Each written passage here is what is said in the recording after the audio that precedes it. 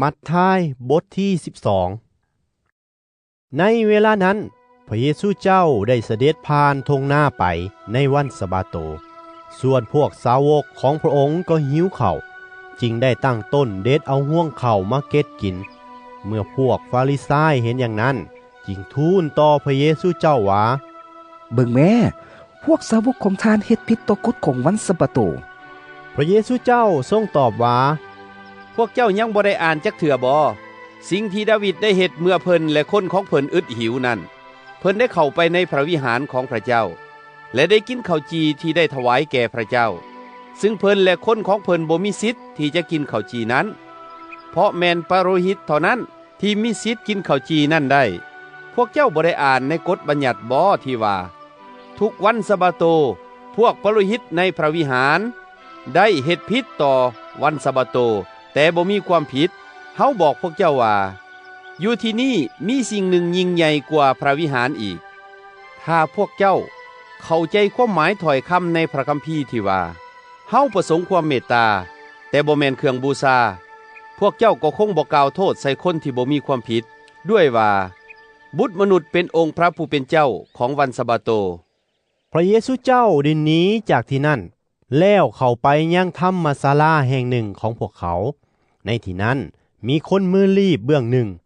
คนในที่นั้นอยากหาขอฟ้องพระเยซูเจ้าดังนั้นพวกเขาจึงถามว่าเป็นการผิดหรือถูกที่จะรักษาคนในวันสะบาโตพระเยซูเจ้าทรงตอบว่าถ้าคนหนึ่งในพวกเจ้ามีแกะตัวเดียวและตกขุมในวันสะบาโตเขาจะบ่ดึงเอาแกะตัวนั้นขึ้นบ่มนุษย์ผู้หนึ่งก็มีค่าหลายกว่าแกะเท่าใดหนอฉะนั้นจึงอนุญาตให้เหตุการณ์ดีในวันสะบาโตแล้วพระองค์ก็เว้ากับชายมือลีบว่าจงเหยียดมือของเจ้าออกแล้วก็เหยียดออกแล้วมือนั่นก็ดีเป็นปกติเหมือนกับมืออีกเบื้องหนึ่งแล้วพวกฟาริสัยก็พากันออกไปปรึกษากันและวางแผนเพื่อจะฆ่าพระเยซูเจ้าเมื่อพระเยซูเจ้าฮู้จักกลอุบายนี้พระองค์ก็เสด็จออกจากที่นั่นมีประชาชนอย่างหลงหลายได้ติดตามพระองค์ไปพระองค์ได้ทรงโปรดรักษาทุกคนให้ดีพะญาติแต่พระองค์ได้สั่งห้ามพวกเขาอย่างเด็ดขาดบ่ให้บอกเรื่องเกี่ยวกับพระองค์สู่ผู้ใดฟังพระองค์เฮ็ดดังนี้ก็เพื่อจะให้สำเร็จตามถ้อยคำของผู้ทำนวยเอสยาได้กล่าวไว้ว่านี่แม่นผู้รับใช้ที่เฮาได้เลือกไว้ผู้เป็นที่หักและพอใจของเฮาเฮาจะเอาพระวิญญาณของเฮาใส่ไว้เทิงเพิ่นเพื่อจะประกาศความยุติธรรมแก่บรรดาประชาชาติเพิ่นจะบ่โต้เถียงหรือใส่เสียงดังบ่มีผู้ใดจะได้ยินเสียงเพิ่นตามหนทางไม้อ้อที่บวบแล้วเพิ่นจะบ่หักใส่ตะเกียงเป็นควันกำลังจะมอดเพิ่นจะบ่มอดจนกว่าเพิ่นนำความยุติธรรมให้นิไสสนะและบรรดาประชาชาติจะมอบความหวังไว้ในนามของเพิ่นต่อมาได้มีบางคนนำชายผู้หนึ่งที่ตาบอดและปากกึกย้อนผีม่านห้ายเขาสิงอยู่มาหาพระเยซูเจ้าและพระองค์ได้ทรงโปรดรักษาชายคนนั้นให้สามารถเว้าและเห็นหุงได้ประชาชนทั้งหลายก็งึดประหลาดใจจึงถามกันว่าคนนี้อาจเป็นบุตรของดาวิดได้บ่พวกฟาริสัยได้ยินเสียนี้แล้วพวกเขาก็ว่าผู้นี้ขับไล่ผีม่านห้ายออกโดยใช้อำนาจของเบเอลเซบุลผู้เป็นนายผีม่านห้ายทั้งหลายพระเยซูเจ้าทรงฮู้ความคิดของพวกเขาจึงกล่าวแก่พวกเขาว่าอาณาจักรใดที่แตกแยกต่อสู่ซึ่งกันและกันก็จะพินาศจิบหายเมืองใดหรือครอบครัวใดที่แตกแยกกัน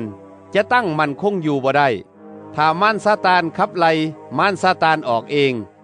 มันก็แตกแยกกันอยู่ในตัวของมันเองแล้วอาณาจักรของมันจะตั้งมั่นได้อย่างไรและถ้าเฮาขับไล่ผีมารห้ายออกด้วยอำนาจของเบเอลเซบุลพวกลูกหลานของเจ้าทั้งหลายเคยขับไล่มันออกด้วยอำนาจของผู้ใดด้วยเหตุนี้แหละเขาจะเป็นผู้ตัดสินพวกเจ้าแต่เฮาขับไล่ผีมารห้ายออกด้วยพระวิญญาณของพระเจ้าดังนั้นราชอาณาจักรของพระเจ้าก็มาถึงพวกเจ้าแล้ว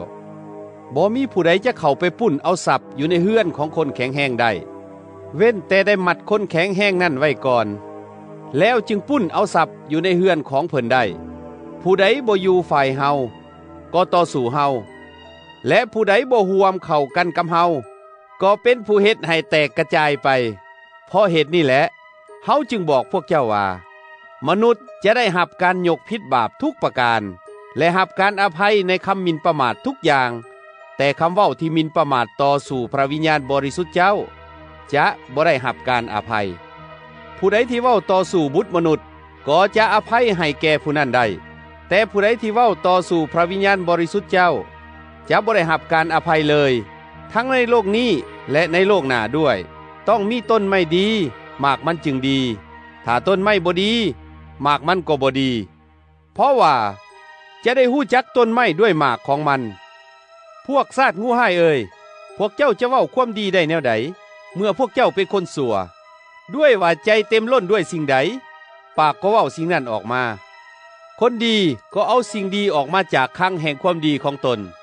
คนชั่วก็เอาสิ่งชั่วออกมาจากคลังแห่งความชั่วของตนเฮาบอกพวกเจ้าว่าถ้อยคำเป่าๆทุกคำที่มนุษย์เว้าจะต้องให้การพอคำนั้นในวันพิพากษาด้วยเหตุที่เจ้าจะพ้นโทษได้หรือจะต้องถูกโทษนั้นก็เพราะด้วยถ้อยคำของตนแล้วธรรมจารย์และพวกฟาริสัยบางคนก็ว่าอาจารย์เจ้าเอ๋ยพวกเขาอยากเห็นทานเหตุการณ์อัศจรรย์พระองค์ตอบพวกเขาว่าคนสมัยสัวและคิดทรยศต่อพระเจ้าแสวงหาหมายสำคัญและจะบ่ทรงโปรดหมายสำคัญให้แก่พวกเขาเว้นไว้แต่หมายสำคัญเรื่องโยนาผู้ทำนวยโยนาอยู่ในท้องปลาใหญ่3 วัน3 คืนอย่างใดบุตรมนุษย์ก็จะอยู่ในพื้นของแผ่นดินโลก3 วัน3 คืนอย่างนั้นในวันแห่งการพิพากษาชาวเมืองนีนาเวจะยืนขึ้นกล่าวโทษพวกเจ้าเพราะพวกเขาได้ถิ่มใจเก่าเอาใจใหม่เมื่อได้ยินคำประกาศของโยนาและทีนี้ยังมีผู้หนึ่งที่ยิ่งใหญ่กว่าโยนาในวันแห่งการพิพากษาราชินีฝ่ายทิศใต้จะยืนกล่าวโทษพวกเจ้าพอนางได้เดินทางมาแต่ที่สุดแผ่นดินโลกเพื่อฟังคำสั่งสอนอันเต็มไปด้วยสติปัญญาของกษัตริย์โซโลมอนและที่นี่มีผู้หนึ่งที่ยิ่งใหญ่กว่ากษัตริย์โซโลมอนเมื่อผีสัวห้ายออกจากคนหนึ่งแล้วมันก็เที่ยวไปมาในทินแห่งแล้งกันดารซอกหาบอนผักเซาแต่มันหาบ่ได้มันว่าเฮาจะกลับคืนเมื่อเฮือนบอนที่เฮาได้หนีมาดังนั้นมันจึงกลับคืนไปและพบเฮือนเป่าวางอยู่ทั้งสะอาดและตบแต่งไว้อย่างดีแล้วมันก็ออกไปนำเอาผีสัวห้าย7 โตที่โหดเหี้ยมห้ายกาจยิ่งกว่ามันอีกมาอาศัยอยู่ในเฮือนนั้นในที่สุดบั้นปลายของคนนั้นก็จะอยู่ในสภาพที่สัวลงกว่าตอนต้นอีกนี่แหละคือสิ่งที่จะเกิดขึ้นกับคนสัวในยุคนี้ขณะที่พระเยซูเจ้ากำลังกล่าวกับประชาชนอยู่นั้น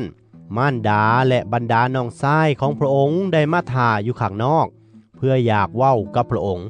ดังนั้นจึงมีคนหนึ่งทูลพระองค์ว่าท่านเอ้ยมารดาและบรรดาน้องชายของท่านยืนท่าอยู่ข้างนอกอยากเว้ากับท่านพระเยซูเจ้ากล่าวแก่คนนั้นว่าผู้ใดเป็นมารดาและผู้ใดเป็นน้องชายของเฮาแล้วพระองค์ก็ซี้ไปที่พวกสาวกของพระองค์แล้วกล่าวว่านี่แหละคือมารดาและน้องชายของเฮาผู้ใดที่ปฏิบัติตามน้ำพระทัยพระบิดาของเฮาผู้ทรงสถิตอยู่ในสวรรค์ผู้นั่นแหละเป็นน้องชายน้องสาวและมารดาของเฮา